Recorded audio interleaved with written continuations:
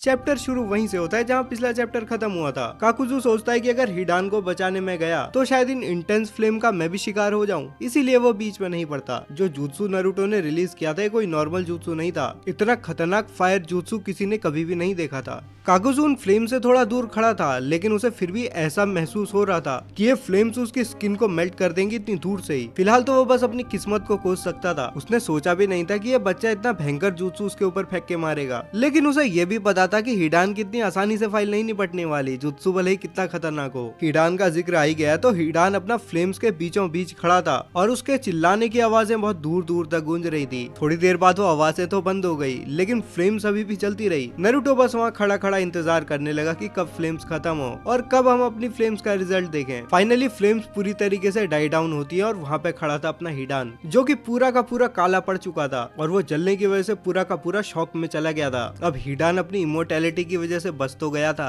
लेकिन दर्द तो उसे भी महसूस होता ही है। इतना तो ऑब्वियस था कि उसकी स्किन का आउटर पार्ट पूरी तरीके से जल चुका था। इसके अलावा उसकी साइड भी अलग पड़ी हुई थी, क्योंकि वो इतनी ज्यादा गर्म हो गई थी कि हिडान उसे पकड़े नहीं रह पाया। लेकिन इन सबके बावजूद हिडान की भले कितनी ही पिटीफुल कंडीशन हो गई हो, वो अभी भी खड़ा था। काकुजू ने भी नहीं सोचा था कि फ्लेम्स हिडान के ऊपर इतना ज्यादा डैमेज दे पाएंगी, लेकिन वो भी सोचता है चलो जिंदा तो है ही है। काकुजू को ये लग गया था कि इस कंडीशन में हिडान फाइट कर पाएगा या नहीं कर पाएगा, लेकिन वो सोचता ही रह जाता है और अपना नारुतो स्वॉर्ड लेकर के हिडान के ऊपर दोबारा से अटैक कर देता है। अब इससे पहले कि नारुतो हिडान तक पहुंचता, काकुजू उसके सामने आने की कोशिश करता है और उसके सामने पहुंच भी जाता है। लेकिन इससे पहले कि काकुजू कुछ भी कर पाता, उसका रास्ता रोक लेता है सास्के, और सास्के बोलता है कि इस फाइट के बीच में मत पड़। अब सास्के एक जोरदार किक काकुजू के मुंह में मार देता है और काकुजू बहुत दूर उड़ता हुआ जाता है नारुतो से दूर। नारुतो सोचता है कि ये कितना इम्पेशिएंट आदमी है सास्के। अब सास्के का बीच में पड़ने का सिर्फ एक ही रीजन था, क्योंकि वो चाहता था कि नारुतो जल्द से जल्द इन दोनों से डील करे। अगर नारुतो इन दोनों से जल्दी डील कर लेगा तो सास्के इताची के पास जा सकता है, इससे पहले कि इताची उसके पास आए। अब नारुतो डिसअपॉइंटमेंट में अपना मुंह हिलाता है। उसने सास्के को बता तो दिया ही था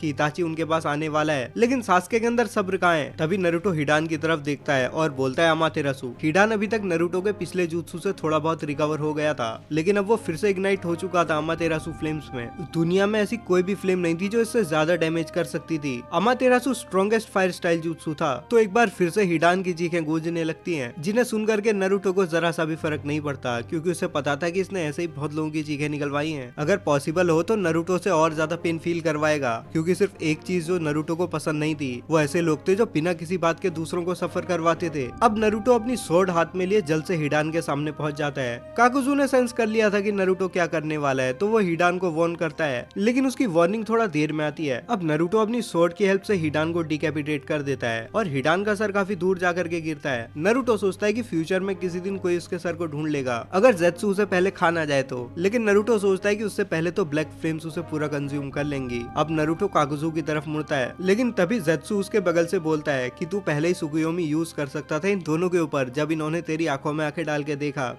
या तो शुरुआत में ही अमातेरासु यूज कर सकता था। अब जेत्सु के चेहरे में बड़ी सी स्माइल आ जाती है। वो बोलता है कि अगर मैं तुझे कम जान रहा होता तो मैं ये सोचता कि तूने सिर्फ इसलिए ऐसा किया ताकि तू अपनी बॉडी को टेस्ट कर सके कि उसकी अब लिमिट क्या है। नारुतो जेत्सु से बोलता है कि शायद तू मुझे इतना भी अच्छे से नहीं जानता, क्योंकि मेरा इस फाइट को प्रोलॉन्ग करने का रीजन कुछ और ही है। ये सब चीजें बोलते बोलते नारुतो काकुजू की तरफ बढ़ने लगा था। अब सास्के देखता है कि नारुतो ने हिडान से डील कर ही लिया है, इसीलिए वो नारुतो के रास्ते से हट जाता है। नारुतो अब काकुजू से डील करने वाला था और सास्के अब बस इसे देख ही सकता था, और सास्के नारुतो से बोल भी देता है कि इसे जल्दी जल्दी निपटाना। सास्के चाहता था कि ये सब चीजें निपट जाए ताकि वो खुद इताची के पास जा सके। अब सास्के का बस चलता तो वो तो अभी निकल चुका होता इताची के पीछे, लेकिन सास्के को पता था कि नारुतो उसे इताची की लोकेशन इसे नहीं बताने वाला। अगर सास्के भीख भी मांगे नारुतो तब भी नहीं बताने वाला। अब हम लोग काकुजू की तरफ देखते हैं, जिसके पास युगिटो अभी भी थी टू टेल्स जिंचुरी की, लेकिन उसके लिए चीजें अच्छी नहीं लग रही थी। उसके सामने थे 2 शरिंगान यूजर्स, जो उसके लिए भी बहुत ज्यादा हो गए थे। भले ही उनमें से सिर्फ एक ही फाइट करने वाला था, लेकिन इतना तो ऑब्वियस था कि दूसरा वाला भी इंटरवीन करने से नहीं चूकने वाला। काकुजू अब यहाँ से भाग भी नहीं सकता था, क्योंकि ये दोनों उसे भागने नहीं देने वाले थे। नारुतो बहुत फास्ट था और सास्के भी, तो काकुजू को यहाँ रह करके फाइट करनी ही पड़ेगी, लेकिन वो युगिटो को प्रोटेक्ट करते हुए फाइट नहीं कर सकता था। काकुजू सोचता है कि मैं तो बहुत टाइट स्पॉट में फंस चुका हूँ। अब नारुतो उसकी तरफ बढ़ने लगता है और बोलता है तो फिर शायद मेन डांस का समय हो चुका है। तभी नारुतो नोटिस करता है कि उसके शिनोबी सैंडल्स में खून लगा हुआ है। नारुतो अपना हाथ आगे करता है तो देखता है कि उसमें भी खून लगा हुआ है। इस बात में कोई भी दो राय नहीं थी कि यह खून उसके मुंह से आ रहा था। नारुतो ने तो इतनी लंबी फाइट खींची भी नहीं थी। अब नारुतो का विजन भी थोड़ा बहुत ब्लरी होने लगा था, लेकिन वो अभी भी देख पा रहा था, बस नॉर्मली नहीं देख पा रहा था। शायद ऐसा इसलिए था क्योंकि उसने एस रैंक जुत्सु यूज किए थे। उसकी बॉडी हमेशा टूटी फूटी हो जाती है जब भी वो एस रैंक जुत्सु यूज करता है। अब ज़ेत्सु भी सोचता है शिट ये क्या हो गया। उसने भी नहीं सोचा था कि इतने क्रूशियल टाइम में नारुतो की बॉडी गिव अप कर देगी। नारुतो ने बोला तो था कि उसकी प्रॉब्लम बड़ी अनप्रेडिक्टेबल है। चलो कम से कम नारुतो अभी भी खड़ा है, लेकिन अब उसे काकुजू के साथ चीजें बहुत जल्दी जल्दी निपटानी पड़ेंगी, इससे पहले कि उसकी हालत और ज्यादा बिगड़ जाए। अगर नारुतो ये कर पाएगा, इसके बाद भी उनके पास एक बहुत बड़ी प्रॉब्लम रहेगी सॉल्व करने के लिए। अब नारुतो के मुंह से खून आता थे, काकुजू भी स्माइल करता है। काकुजू को एग्जैक्टली नहीं पता था कि नारुतो के संग हो क्या रहा है, लेकिन उसे लगता है कि चलो उस इडियट हिडान ने नारुतो को थोड़ा बहुत डैमेज तो कर ही दिया, भले ही ऐसा बिल्कुल भी नहीं हुआ था। लेकिन नारुतो का अनवेल होना काकुजू को अपने लिए एक एडवांटेज लगती है। लेकिन जब वो नारुतो के चेहरे की तरफ देखता है तो वो अभी भी ब्लैंक था किसी भी एक्सप्रेशन से। उसे देख करके लग रहा था कि नारुतो को इस चीज की कोई भी चिंता नहीं है। अब मुंह से खून आना कभी भी अच्छी चीज नहीं होती, क्योंकि इसका मतलब है कि तुम्हें इंटरनली कोई प्रॉब्लम है। लेकिन फिर भी नारुतो को देख करके ऐसा लग रहा था कि उसे कोई भी कंसर्न नहीं था अपनी हेल्थ का। काकुजू को भी लगने लगता है कि शायद ये कोई सीरियस चीज ना हो। अब नारुतो फिर से काकुजू की तरफ बढ़ने लगता है और सरप्राइजिंगली नारुतो बिल्कुल भी पेन में नहीं था। थोड़ा बहुत हेडेक उसे फील हो रहा था, लेकिन कुछ भी सीरियस उसे नहीं लग रहा था, तो वो अभी भी डांस कर सकता है। उसकी बॉडी ने अभी भी पूरी तरीके से गिव अप नहीं किया है। अभी भी उसकी बॉडी उसे सर्व करना चाहती थी, तो नारुतो उसका बहुत अच्छे से यूज करेगा।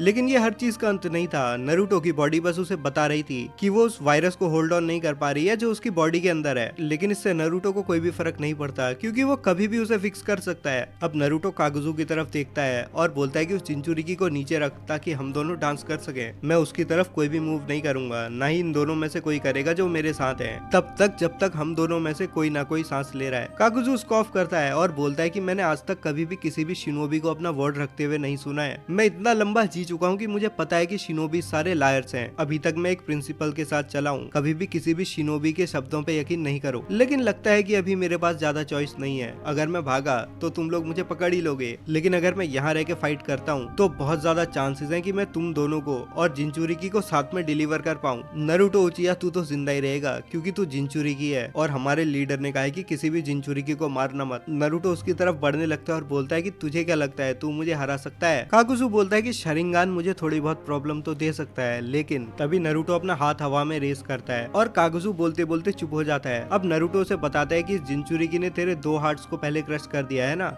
इसका मतलब अब तेरे पास 3 हार्ट्स बचे हैं। ज़ेत्सु ने पूरी फाइट को दूर से ऑब्जर्व कर लिया था और उसे पता था कि युगिटो ने उसके 2 हार्ट्स को क्रश कर दिया है, जो बात वो नारुतो को बता देता है। अब काकुजू के चेहरे पे अचानक से हैरान होने का एक्सप्रेशन आता है। इसे कैसे पता है ये सब? काकुजू को मौका नहीं मिला था अपने खोए हुए हार्ट्स को रिप्लेस करने का। टू टेल जिंचुरिकी से फाइट करने के बाद, युगिटो को हराने के बाद वो और हिडान जल्द से जल्द सिर्फ बेस में लौटना चाहते थे, क्योंकि उनके पास उनका टारगेट आ चुका था। उसने सोचा भी नहीं था कि उसे कोई इंटरसेप्ट कर लेगा, वो भी नारुतो उचिया। इसका ये मतलब भी है कि नारुतो को उसकी एबिलिटीज के बारे में पता है, जो कि बिल्कुल भी अच्छी बात नहीं है। अब काकुजू उससे पूछता है कि तुझे ये सब कैसे पता? नारुतो बोलता है कि मेरी आंखें हर जगह है। चल अब जल्दी जल्दी उस जिंचुरिकी को नीचे रख ताकि हम अपना डांस शुरू कर सकें। मैंने बहुत बोल लिया है, हो सकता है कि मैं बोलते बोलते अपना पेशेंस लूज कर दूं। अब काकुजू के पास भी दूसरी कोई चॉइस नहीं थी। हिडान तो पहले से ही फाइट से बाहर हो चुका था। वो बस फाइट के बाद उसके सर को और उसकी बॉडी को जोड़ने की कोशिश कर सकता था। और फिर ब्लैक फ्लेम्स भी थी जो हिडान की बॉडी को पूरा कंज्यूम कर रही थी। ये कोई नॉर्मल फ्लेम्स नहीं है, और अगर ये ऐसे ही कंटिन्यू रही तो हिडान का कुछ भी नहीं बचेगा। तो कुल मिला के हिडान के बचने के चांसेस ना के बराबर थे। उन ब्लैक फ्लेम्स को बुझाया भी नहीं जा सकता था। एक बार तुम उनके चपेटे में आ गए तो तुमने तो पूरा का पूरा राख में बदल जाना है। हाँ, जो पार्ट तुम्हारा जल रहा है अगर उसे तुम रिमूव कर दो तो बच सकते हो। अब फाइनली काकुजू नारुतो की बात मान जाता है और वो जहाँ खड़ा था वहाँ से डिसअपियर होकर थोड़ी दूर अपीयर होता है। वो अनकॉन्शियस युगिटो को जमीन पे रख देता है। अगर उसे उसके साथ अपने हाइड आउट में जाना है तो उसे पहले इन 2 शरिंगान यूजर्स को हराना होगा। टास्क तो बहुत बड़ा है, लेकिन उसे इंड्योर करना ही होगा। अब दूसरे स्पीड के ब्लर में काकुजू दोबारा से नारुतो के सामने पहुंच जाता है। हमारा फेवरेट ब्लॉन्ड उचिया उसे कुछ नहीं बोलता, वो बस एक बर्स्ट ऑफ स्पीड में डिसअपियर हो जाता है। स्पीड सरप्राइजिंगली बहुत ज्यादा फास्ट थी, खास करके नारुतो की कंडीशन को ध्यान में रखो तो। सास्के ने अपना शरिंगान एक्टिवेटेड रखा था ताकि वो उसका ट्रैक रख सके। सास्के कैसे भूल सकता था कि नारुतो एक्सट्रीमली फास्ट था, तब भी जब वो लोग सिर्फ गेनिन थे, तब भी वो ककाशी के साथ टो टू टो फाइट कर सकता था एक थाईजुत्सु बैटल में। और तब तो नारुतो अपना शरिंगान तक यूज नहीं कर रहा था, मियरली प्योर थाईजुत्सु यूज कर रहा था वो। तो जो स्पीड नारुतो भी शोकेस कर रहा था वो सास्के के लिए थोड़ा बहुत भी सरप्राइजिंग नहीं था। सास्के खुद भी बहुत ज्यादा फास्ट था, लेकिन नारुतो सिंपली बहुत ज्यादा फास्टर था, क्योंकि बहुत ही यंग एज से ही नारुतो ने अपने आप को फिजिकली ट्रेन किया था ताकि वो अपनी स्पीड बढ़ा सके। नारुतो निंजुत्सु और ताईजुत्सु से बहुत ज्यादा ऑब्सेस था।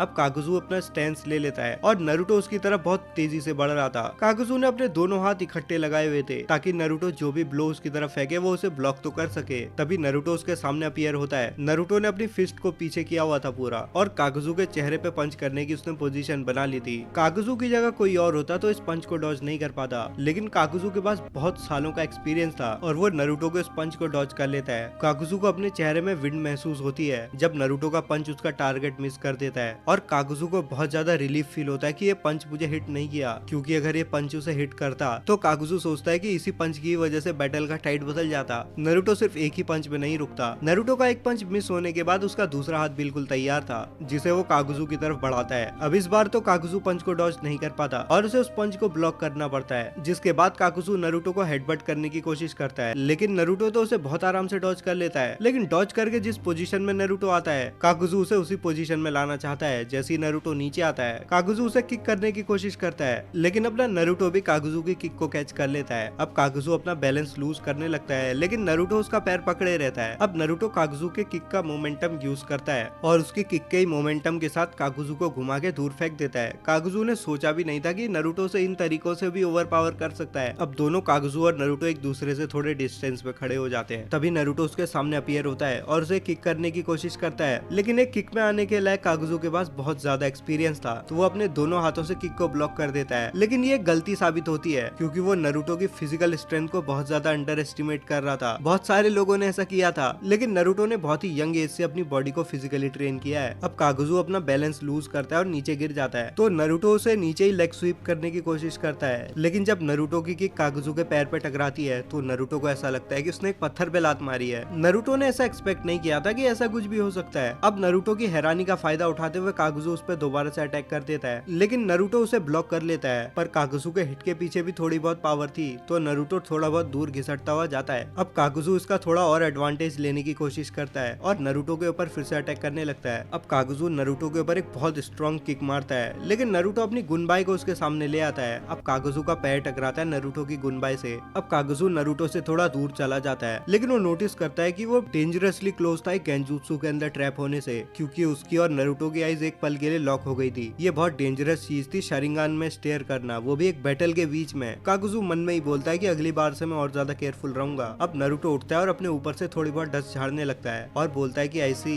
तो तूने अपनी स्किन को हार्डन कर दिया है, पर कम्प्लीटली ऐसा नहीं है। तू अपनी स्किन को तभी हार्डन करता है जब मेरे हिट्स तुझे लगने वाले होते हैं। कागुजू बोलता है कि तू बड़ा ऑब्जर्वेंट है, तो तेरे बारे में जो भी रूमर्स थे वो सच थे। तेरा ताईजुत्सु सच में बहुत ज्यादा इंप्रेसिव है। अब कागुजू सास्के की तरफ देखता है जो कि ज़ेत्सु के साथ बैठ करके बस फाइट का मजा ले रहे होते हैं। उन्हें देख करके ऐसा लग रहा था कि ये लोग खुद इन्वॉल्व नहीं होने वाले हैं। अभी तक तो हमारा फेवरेट ब्लॉन्ड उचिया खुद को बहुत अच्छे से हैंडल कर रहा था और उसने हिडान को पहले ही फाइट से दूर खदेड़ दिया था। हाँ भाई, हिडान एक इडियट भी तो था जिसने बस कागुजू को हेल्ड बैक ही किया होता, लेकिन ऐसे केसेस में उसकी इमोर्टैलिटी बहुत ज्यादा यूजफुल साबित होती है। फिलहाल तो कागुजू के पास 3 हार्ट्स बचे थे और उसके सामने 3 एनिमीज थे, जो कि बिल्कुल भी अच्छी बात नहीं थी उसके लिए। नारुतो नोटिस करता है और कागुजू से बोलता है कि उनकी चिंता छोड़ दे, तू फोकस कर मेरे ऊपर। अगर तू ऐसा नहीं करेगा तो अपने बाकी के हार्ट्स भी बहुत इजीली खो देगा। और नारुतो उसके ऊपर चार्ज कर देता है। अब कागुजू भी अपने मन में स्पेकुलेट करने लगता है कि उसके पास सिर्फ 3 हार्ट बचे हैं, अर्थ, वाटर और लाइटनिंग। 2 तो तब डिस्ट्रॉय हो गए थे जब यूगिटो 2 टेल्स में ट्रांसफॉर्म हुई थी और नारुतो उसे बार बार याद भी दिला रहा था कि उसके पास सिर्फ अब 3 हार्ट्स बचे हैं। अब कागुजू सोचता है कि ये साला अपना मुंह बंद करके लड़ाई क्यों नहीं कर सकता। कागुजू रेडी होने लगता है और नारुतो भी उसके पास पहुंचने लगता है। नारुतो एक इंस्टेंट में उसके सामने पहुंच जाता है और उसकी तरफ एक पंच फेंकता है, जिसे कागुजू देख लेता है और अपने दोनों हाथ आगे एक शील्ड की तरह बनाता है ताकि वो पंच को ब्लॉक कर सके। जैसे ही नारुतो का पंच कागुजू के डिफेंस से कनेक्ट होता है, कागुजू सोचता है कि डैम, ये तो सच में बहुत हार्ड पंच करता है। नारुतो ने अपनी स्ट्राइक्स के पीछे की पावर थोड़ी सी बढ़ा दी थी। कागुजू ने सोचा भी नहीं था कि एक टीनेजर इतना स्ट्रॉन्ग पंच मार सकता है। टोबी ने तो उन सबको वार्निंग दी थी, इन्हीं लोगों ने उसे सीरियसली नहीं लिया।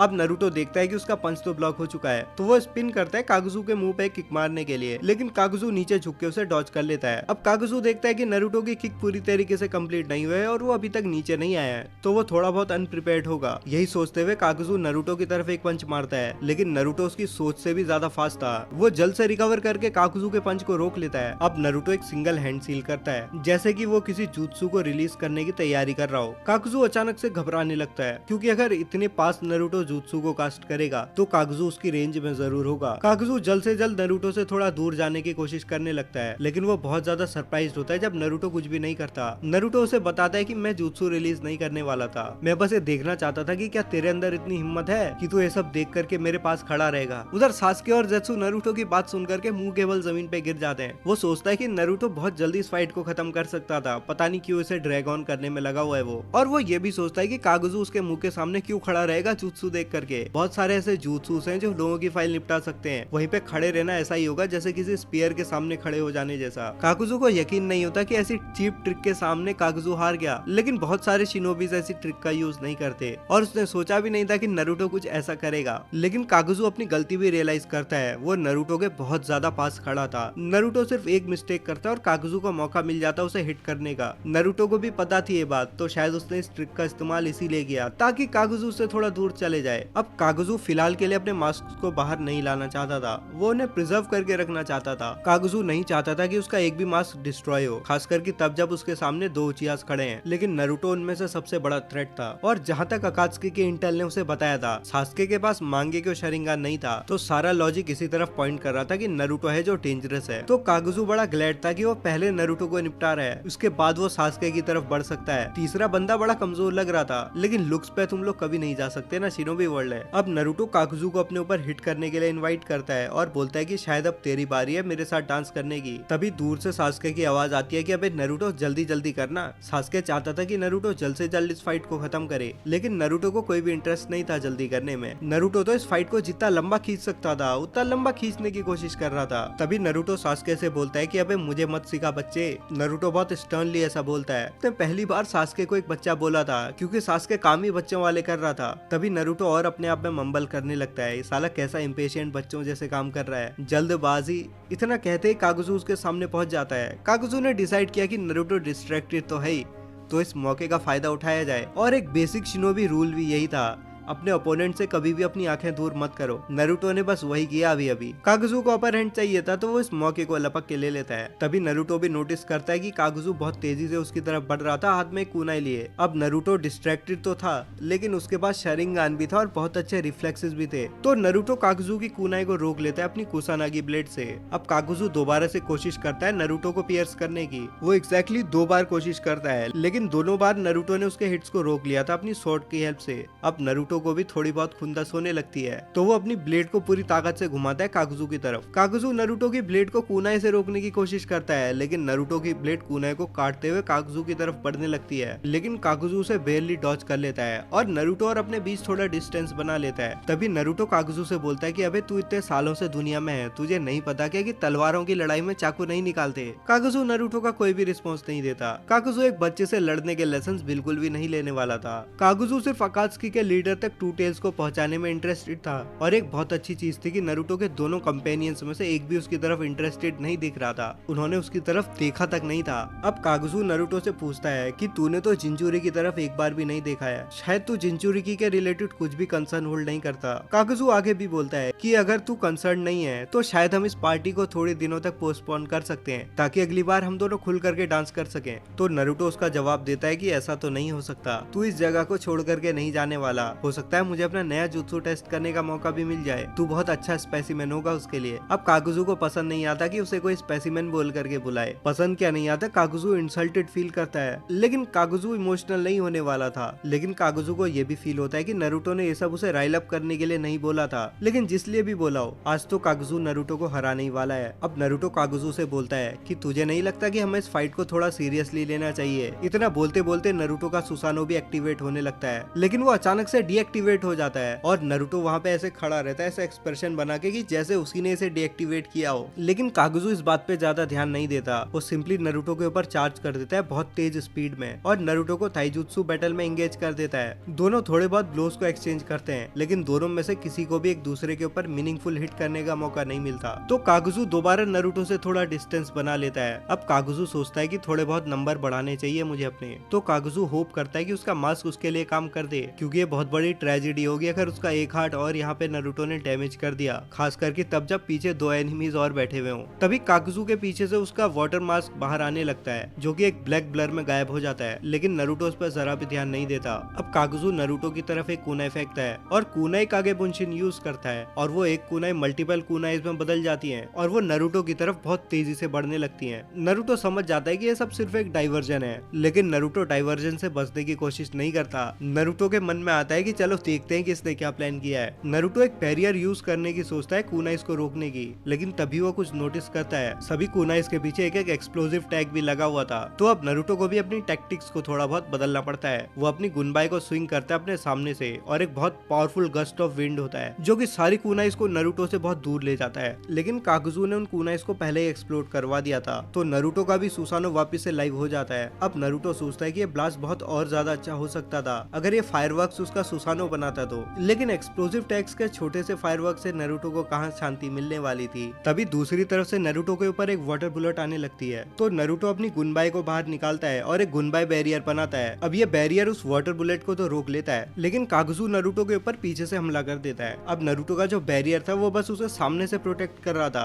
अगर नारुतो इस बैरियर को डीएक्टिवेट कर देता तो नारुतो को उस वाटर jutsu को हेड ऑन फेस करना पड़ता। अगर नारुतो बैरियर को डीएक्टिवेट नहीं करता तो पीछे से उसे काकुजू बहुत जोर से हिट कर सकता था। नारुतो सोचता है कि गर्मी तो हो ही रही है तो इस पानी के छींटे से खुद को ठंडा कर लेता हूँ, तो नारुतो बैरियर को नीचे कर देता है। अब वो थोड़ा सा स्पिन करता है और अपनी गुनबाई से काकुजू की किक को रोक लेता है, लेकिन वाटर बुलेट भी नारुतो को हिट करती है और नारुतो थोड़ा सा आगे घिसटता हुआ जाता है, लेकिन नारुतो को इसके अलावा कुछ भी नहीं हुआ था। नारुतो कहता है कि मैं थोड़ा ज्यादा एक्साइटेड हो गया था तो मैंने स्ट्रेटेजीज पे ज्यादा ध्यान नहीं दिया, मुझे थोड़ा माफ करना। उधर सास्के भी बड़ी डिसअपॉइंटमेंट पे अपना सर घुमाता है। नारुतो बस मजे ले रहा था, वो लोग इताची के पास बहुत जल्दी नहीं जाने वाले। अब सास्के भी ये रियलाइज करता है कि शायद वो बहुत ज्यादा इम्पेशेंट हो रहा है। सास्के ये भी रियलाइज करता है कि नारुतो को अगर मजे आ रहे हैं तो उसे मजे लेने दो, अगर नारुतो मजे लेना चाहता है तो उसे मजे लेने दिया जाए, क्योंकि नारुतो बड़ी अलग अलग जगहों में मजे ढूंढने लगेगा फिर तो यही सबके लिए अच्छा है कि नारुतो को और कागुजू को इनका डांस करने दो। अब कागुजू और उसका मास्क नारुतो की तरफ चार्ज करते हैं। वो नारुतो को टैग टीम करना चाह रहा था।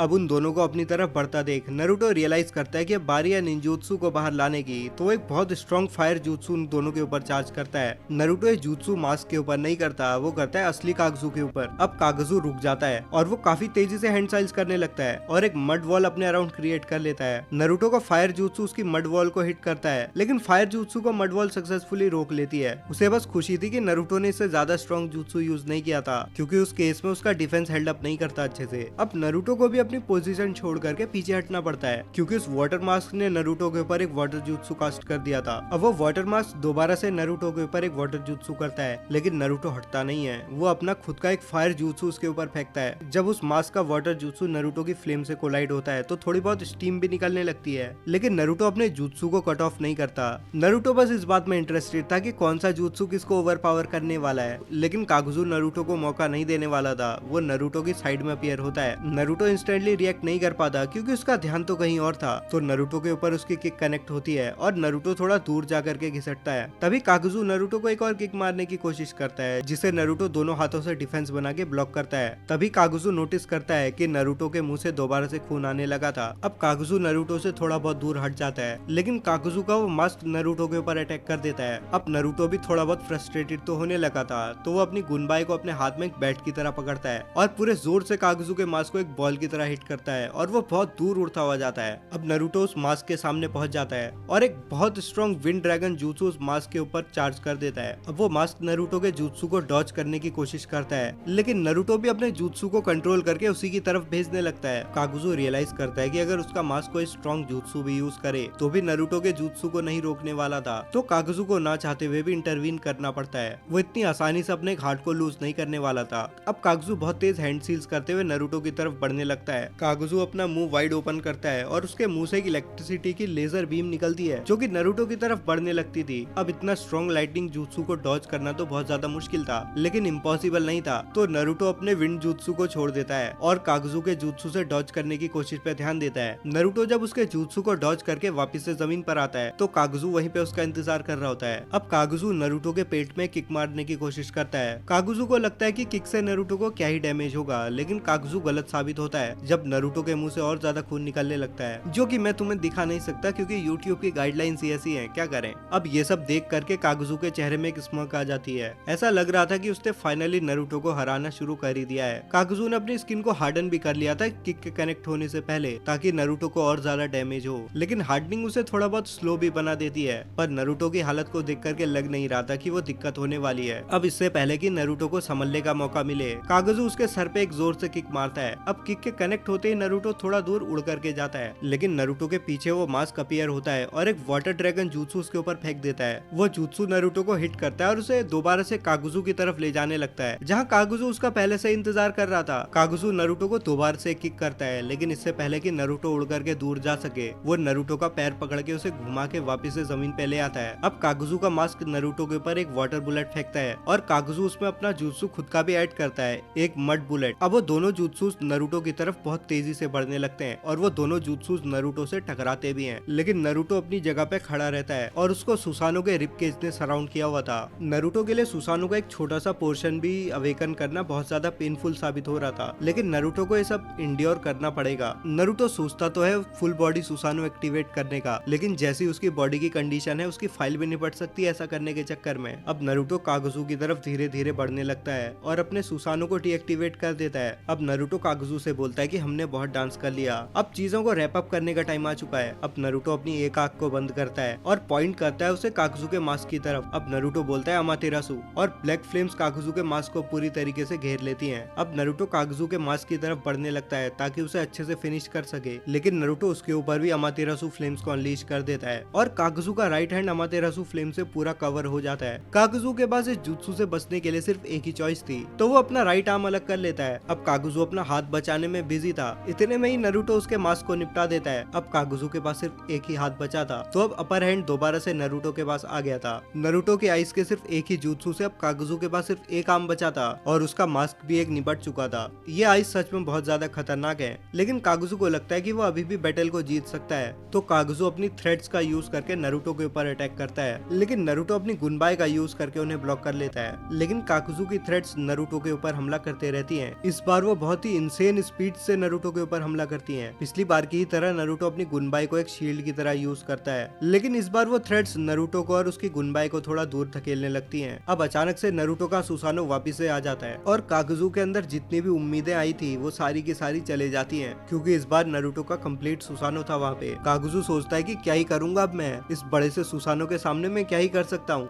जरूर इस सुसानो की भी कोई ना कोई कमजोरी तो जरूर होगी। तभी सुसानो बड़े बड़े स्टेप्स लेकर के कागुजू की तरफ बढ़ने लगता है और उसके हाथ में थी 2 ब्लैक ब्लेड। अब वो सुसानो कागुजू के ऊपर हमला कर देता है अपनी दोनों ब्लेड्स का यूज करके, लेकिन एक स्विंग को कागुजू डॉज कर लेता है, जिससे कि जमीन में बहुत बड़ा क्रेटर बन जाता है। अब इससे पहले कि कागुजू कुछ भी और कर पाता, दूसरी ब्लेड भी उसके ऊपर अटैक कर देती है। कागुजू अपनी थ्रेड्स को बाहर ले आता है एक शील्ड की तरह यूज करने के लिए, लेकिन सुसानो का स्विंग बहुत ज्यादा स्ट्रॉन्ग था जो कि कागुजू को बहुत दूर फेंकता है, तो कागुजू उन्हें ब्लॉक करने के बाद बहुत दूर छटकता है। अब नारुतो का सुसानो अपनी दोनों ब्लेड्स को फ्यूज करके एक बना देता है। नारुतो उस स्वॉर्ड को स्विंग करता है तो एक एनर्जी की वेव एक तलवार की तरह कागुजू की तरफ बढ़ने लगती है। कागुजू उसे डॉज तो कर लेता है, लेकिन नारुतो इस टेक्निक को दोबारा से रिपीट करता है और इस बार पहले से भी बहुत ज्यादा फास्ट। अब कागुजू अपनी हार्डनेस को जितना ज्यादा यूज कर सकता था उतना ज्यादा यूज करता है और जब वो एनर्जी बीम कागुजू से टकराती है तो कागुजू सक्सेसफुली उससे बच के बाहर आता है, सिर्फ अपनी हार्डनिंग एबिलिटी की वजह से। लेकिन कागुजू भी हैरान था क्योंकि सुसानो का हाथ उसके सामने था। वो कागुजू को पकड़ के जमीन पे 2-3 बार पटक देता है। अब सुसानो उसे दोबारा से उठा लेता है और दोबारा से उसे किसी बुलेट की तरह जमीन पे फेंकता है। वहाँ पे बहुत बड़ा क्रेटर बन जाता है। अब बहुत देर तक नारुतो अपने सुसानो से कागुजू के ऊपर अटैक करते रहता है और कागुजू को ये रियलाइज होता है कि उसकी बॉडी में जितनी भी बोन्स थी सारी क्रश हो चुकी हैं। तभी नारुतो का सुसानो कागुजू को दोबारा से अपने हाथों में उठा लेता है और उसे क्रश करने लगता है, लेकिन अचानक से सुसानो डिस्पर्स हो जाता है और कागुजू जमीन पे गिरने लगता है। नारुतो का सुसानो वैसा ही एक्ट कर रहा था जैसा इटर्नल मांगेक्यो शरिंगान मिलने से पहले एक्ट करता था, लेकिन फिलहाल नारुतो को उससे भी बहुत ज्यादा पेन का सामना करना पड़ रहा था। नारुतो की बॉडी बहुत ज्यादा स्ट्रेन में थी, इसीलिए नारुतो बस धड़ाम से जमीन पे गिर जाता है। उसका ईएमएस भी डीएक्टिवेट हो जाता है और सिर्फ नॉर्मल शरिंगान रह जाता है। नारुतो ने जितना सोचा था वो उससे भी ज्यादा तेजी से अपनी पावर को लूज कर रहा था, लेकिन सुसानो ने ने कागुजू को पहले ही बहुत ज्यादा डैमेज कर दिया था। अब सास्के जेत्सु से नारुतो की तरफ देखते हुए पूछता है कि क्या ये हर बार होता है। जेत्सु कुछ भी नहीं बोलता,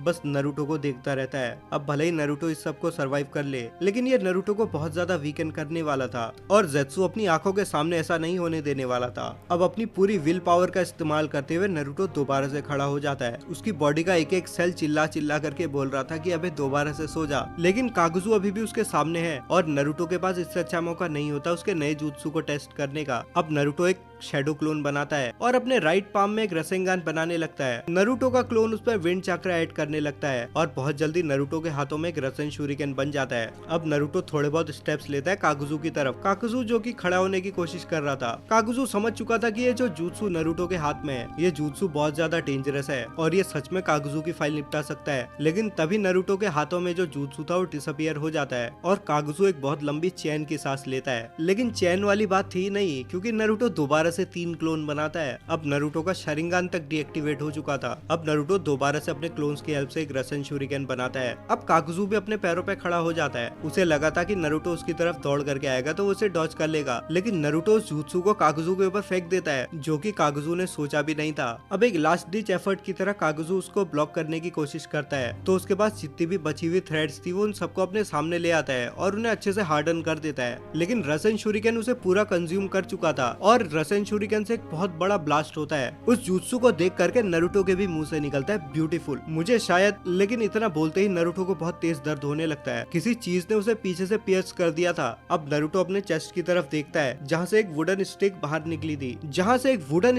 निकली थी, उसके चेस्ट के आर पार होते हुए नारुतो रियलाइज करता है कि ये जरूर जेत्सु होगा। अब नारुतो का विजन ब्लरी होने लगता है और वो सास्के को चिल्लाता हुआ सुनता है, लेकिन नारुतो को डार्कनेस पूरी तरीके से कवर कर लेती है और नारुतो के माइंड में मेमोरी फ्लैश होती है। एक बहुत ज्यादा थका हुआ नारुतो जमीन पे पड़ा हुआ था। वो बहुत ज्यादा थक चुका था। ये उसके और मादरा के ट्रेनिंग सेशंस में से एक था। मादरा उसे बहुत ज्यादा हार्ड ट्रेन कराता था। ये लोग ट्रेन कर रहे थे मादरा के गेंजुत्सु वर्ल्ड के अंदर, जहाँ पे मादरा नारुतो के सामने अपनी फॉर्मर ग्लोरी में खड़ा था, अपने प्राइम में, और अपने प्राइम में ही उसे फाइट कर रहा था। ये गेंजुत्सु एक छोटी सी इन्फिनिट त्सुकियोमी को रिप्रेजेंट करता था, जो कि मादरा गेडोमाजो का यूज करके बनाता है। लेकिन मादरा नोटिस करता है कि नारुतो खुद भी इस गेंजुत्सु को कंट्रोल कर पा रहा था। अब ये चीज मादरा को बहुत ज्यादा सरप्राइज करती है और मादरा नारुतो से कहता है कि तेरी आइज बहुत ज्यादा स्पेशल है और बहुत ज्यादा पावरफुल है। अगर तेरी आइज इस गेंजुत्सु को भी मैनिपुलेट कर पा रही है तो। मादरा ये भी बोलता है कि जरूर ये तेरे सेंजू और उचिहा डीएनए की वजह से हो रहा है। नारुतो मादरा की और हाशिरामा की बैटल वाली मेमोरी देखना भी बहुत पसंद करता था। ये फाइट बहुत ही ज्यादा एपिक थी और इसे देखने में बहुत मजा आता था। फर्स्ट होकागे एक बहुत स्ट्रॉन्ग आदमी था जो कि गॉड ऑफ शिनोबी का टाइटल सच में डिजर्व करता था, क्योंकि उसके पास पावर थी गॉड ऑफ शिनोबी कहलाने लायक। जो चीजें हाशिरामा कर सकता था वो किसी की सोच से भी परे थी। नारुतो को लगता था कि मादरा अपने प्राइम में सबसे ज्यादा स्ट्रॉन्ग रहा होगा, लेकिन हाशिरामा एक अलग ही मॉन्स्टर था।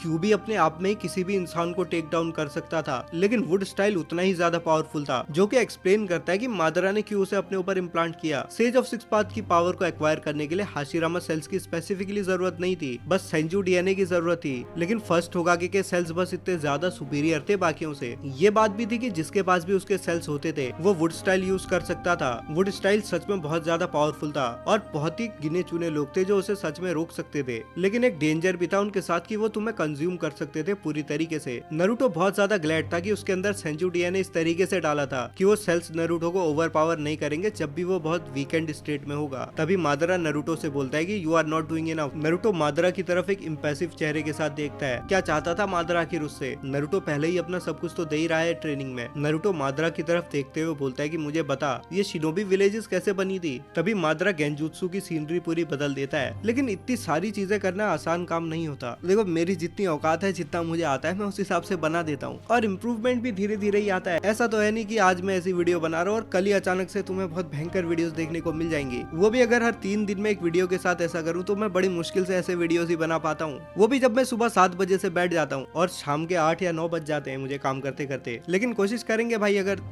फ्यूचर में थोड़ा ठीक ठाक रेवेन्यू बढ़ जाएगा तो देखेंगे भाई ठीक ठाक एडिटर ढूंढ लेंगे कोई। फिलहाल तो भाई मेरा ही पेट नहीं पल पा रहा है तो एडिटर को मैं क्या ही दूंगा। तो अब मादरा की बातों पे वापस आते हैं। अब मादरा बताना शुरू करता है कि शिनोबी विलेजेस के बनने से पहले सिर्फ क्लैंस एग्जिस्ट किया करते थे और वो कंटिन्यूअसली एक दूसरे से फाइट करते थे डोमिनेंस के लिए, और इनमें भी 2 क्लैंस थे जो सबसे ज्यादा स्ट्रॉन्ग थे, उचिहा क्लैन और सेंजू क्लैन। अब मादरा बताता है कि मेरे पैदा होने से भी पहले से ये दोनों क्लैंस एक दूसरे से बहुत ज्यादा नफरत करते आए हैं और हमेशा ही एक दूसरे के साथ बैटल में इन्वॉल्व रहते थे और जनरेशन टू जनरेशन ये राइवलरी पास डाउन होती गई। ये दोनों कभी भी एक दूसरे को डोमिनेट नहीं कर पाए और हमेशा ही ये लोग सिर्फ ब्लड शेड करते रह गए। नरूटो कहता है कि इसका मतलब तू ऐसे इन्वायरमेंट में बड़ा हुआ जहाँ क्लैंस एक दूसरे के साथ कांस्टेंट वॉर में थे। मादरा बोलता है बिल्कुल, जब तक सिर्फ क्लैंस थे तब तक दुनिया में पीस का नामो निशान नहीं था, सिर्फ लड़ाई ही लड़ाई थी। ये एक नेवर एंडिंग वॉर की तरह था। लेकिन कुछ क्लैंस ऐसे भी थे जो बाकियों के अपोजिट पूरी तरीके से पीसफुल थे, जैसे कि उजुमाकी क्लैन। नरूटो बोलता है कि तूने मुझे बताया था कि उजुमाकी क्लैन पीसफुल था और फाइट से दूर ही रहता था। नरूटो मादरा को बताता है कि वो इसे उसे पहले भी बता चुका है। मादरा आगे भी बताता है कि इस चीज से तब फर्क नहीं पड़ता था कि तुम्हारी एज क्या है या तुम बच्चे ही हो। हमें बचपन से ही अपनी क्लैन की प्राइड के लिए फाइट करने के लिए ट्रेन किया जाता था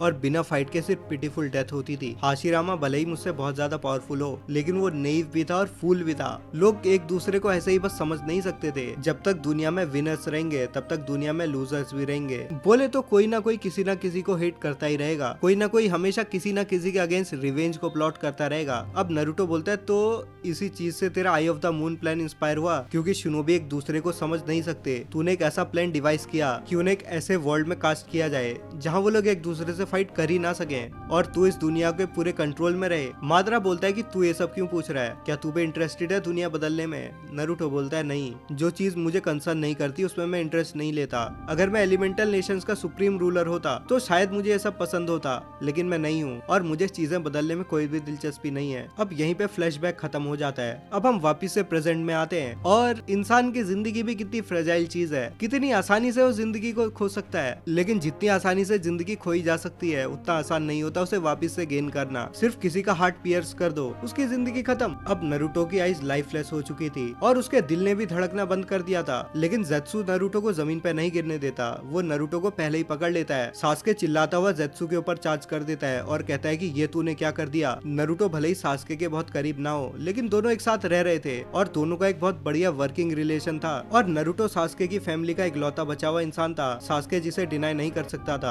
अब जेत्सु उसके सामने खड़ा था जिसने नरूटो को मार दिया था, इसके बावजूद भी कि नरूटो के ही साथ वो काम कर रहा था। जेत्सु ने नरूटो को आखिर मारा क्यों? अब जेत्सु नरूटो की बॉडी को एक शील्ड की तरह सास्के के सामने रख देता है ताकि सास्के उसके ऊपर अटैक ना करे। जेत्सु का कोई भी मूड नहीं था सास्के को कुछ भी बताने का। भले ही नरूटो और जेत्सु ने एक्सपेक्ट नहीं किया था कि नरूटो की बॉडी इतना जल्दी जवाब दे देगी, लेकिन फिर भी प्लान मोशन में था। अब सास्के दोबारा से चिल्ला पड़ता है कि तूने उसे क्यों मारा, क्या तू उसके साथ काम नहीं कर रहा था और तू है कौन? जेत्सु बोलता है कि ये मरा नहीं है, लेकिन जेत्सु की बातों में यकीन करना बड़ा मुश्किल था, खास करके जेत्सु ने जो किया उसके बाद। लेकिन जेत्सु ऐसी टोन में बोलता है कि सास्के भी सोचने पे मजबूर हो जाता है। सास्के बोलता है भाई ये क्या कह रहा है तू, मुझे तो ये जिंदा कहीं से भी नहीं लग रहा है। जेत्सु बोलता है बस सो रहा है और बहुत जल्दी उठ जाएगा, तू जाओ और जिंचुरिकी को यहाँ से लेके जा, इससे पहले कि कुमो के शिनोबीज यहाँ पहुंच जाए। मैं तुझे थोड़ी देर बाद चीजें समझाऊंगा। अब सास्के थोड़ी देर जेत्सु की तरफ देखता रहता है और फाइनली उसकी बात मान जाता है। अब सास्के कागुजू की बॉडी की तरफ पॉइंट करके बोलता है कि इसका क्या? जेत्सु बोलता है इसे मैं हैंडल कर लूंगा। जेत्सु खुद उसका सर ले जाकर के उसकी बाउंटी कलेक्ट करेगा, क्योंकि अगर उसने गुरेन को इस सब में इन्वॉल्व किया तो उसके लिए दिक्कतें बढ़ जाएंगी। लोग बड़ी आसानी से डॉट्स को कनेक्ट कर लेंगे। अब जेत्सु नरूटो की बॉडी को कैरी करता हुआ सास्के से बोलता है चल चलते हैं। सास्के बोलता है कि हम कहाँ जा रहे हैं और इताची का क्या? जेत्सु बोलता है कि हम लोग वापस जा रहे हैं फायर कंट्री में, जहाँ एक पुराना उचिहा का हाइड आउट है। मैं इताची को वहाँ लेकर के आऊंगा। हम यहाँ तो खड़े नहीं रह सकते, क्योंकि रायकागे खुद अपने टॉप शिनोबीज के साथ यहाँ पहुँचने वाला है। सास्के बोलता है कि तुझे कैसे पता?